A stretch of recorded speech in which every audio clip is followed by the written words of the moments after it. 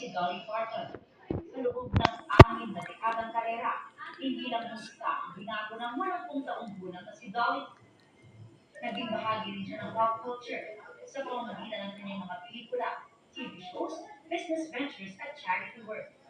Hindi rin matatawaran ang kanyang legacy bilang songwriter na nagsimula sa maliit na kwarto sa Tennessee noong 6 na taong gulang pa lang. Nakapagsulat siya ng tinatayang nasa 3,000 kanta. Ang ilan hango sa personal na karanasan at mga isyu sa lipunan patungkol sa kababaihan.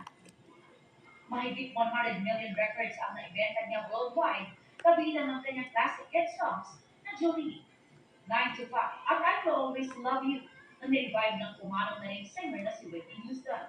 Isa nga si Dolly sa best-selling female artists of all time na nagwagi ng 11 Grammys, kabilang ang Lifetime Achievement Award.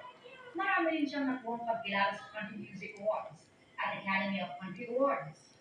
Pero higit pa sa mga awit at parangal, kahanga-hanga ang puso mapagmalasakit ni Dolly. Lumaki man sa hirap, malaki ang naiambag ni Dolly sa charity at education. Sa pamamagitan ng kanyang Imagination Library, nakapaghatid siya ng daan-daang milyong libro sa mga bata sa iba't ibang panig ng mundo.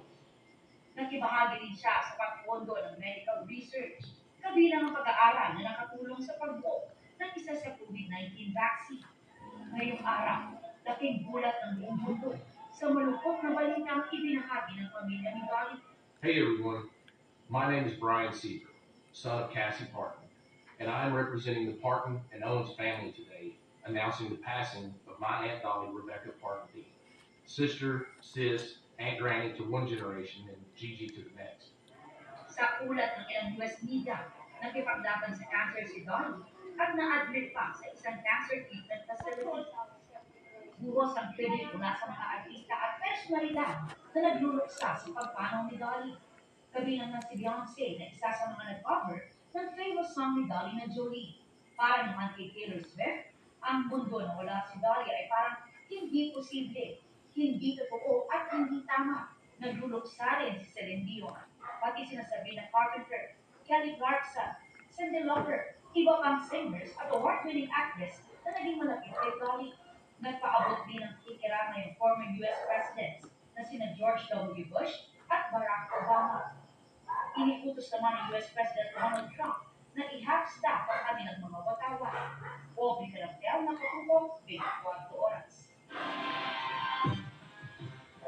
At yan, mga balita ngayong Miyerkules.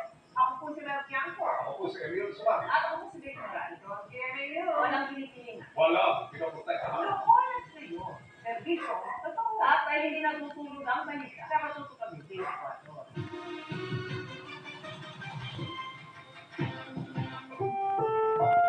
Thank you.